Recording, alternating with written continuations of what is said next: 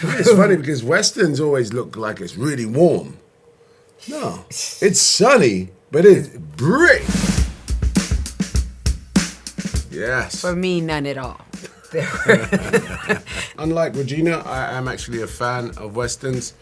Yeah, well, I say that, I'm a fan of the genre. Now what I know about Westerns and how, you know, selective they were in their depictions, right? My relationship has changed, but growing up, I wanted to be Yul Brynner. I wanted to, you know, do what he does, and Clint Eastwood, where he squints his eyes.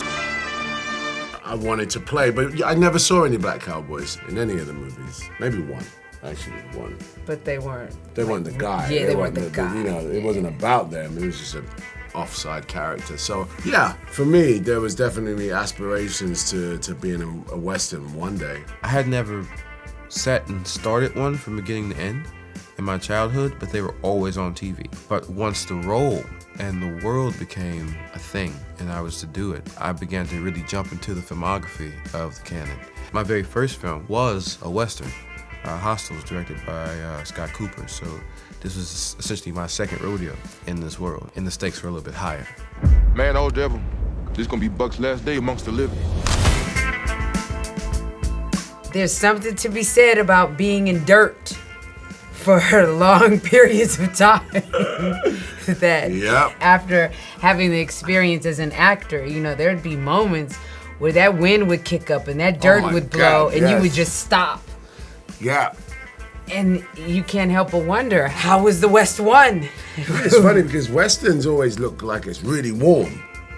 No, it's sunny, but it's brick out there. When you see that tumbleweed going, it's because it's trying to get out of there. It's freezing. Yeah, there's a moment in the film where Trudy is sitting on top of the horse just waiting for the train, and it was so cold. Like literally in this moment right now, I can feel how cold it was. And we're waiting and we're shooting and we're waiting, and I swear like a tear froze up right here in my eye. Finally James yells cut, and I'm like, do we need to do it again? Oh.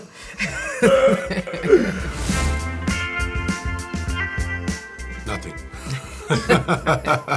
You don't know me. That's the thing, that there's not a lot of information out there, because history, as we know, has always been revised or omitted. So we had to rely on the research James had done, thankfully.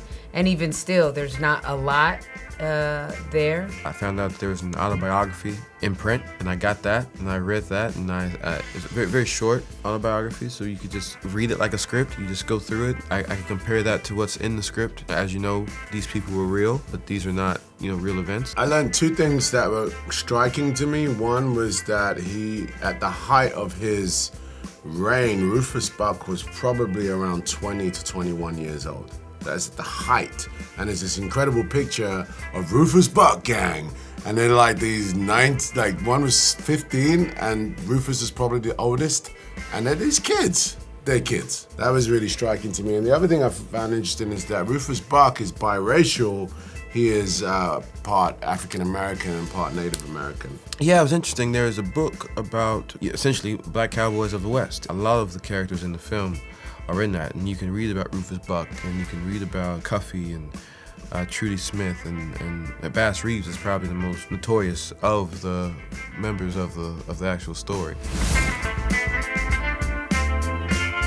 For me, I relied on James. James' vision was so clear, and it's a vision that I've never seen before. I feel like that's one of the things that was super attractive about this piece. It's hard to reinvent the wheel, damn near impossible. I felt like James was doing just that.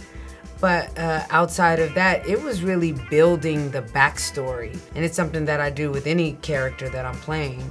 I'm building the backstory. In regards to my preparation, there was the research, but then there's all the physicality that has to happen. There was the horse training, there was the gun training, and those two things are interesting because gun training actually takes a lot of ease and a lot of patience. You just have to really feel it and kind of close your eyes and kind of move through it. Slow. And then you have the horse training, which is extremely visceral. It takes a certain amount of connection and respect. That's the thing that really runs through the West, that you have to respect things or you will die. If you don't respect the gun, you will die. If you do not respect that horse, you will die.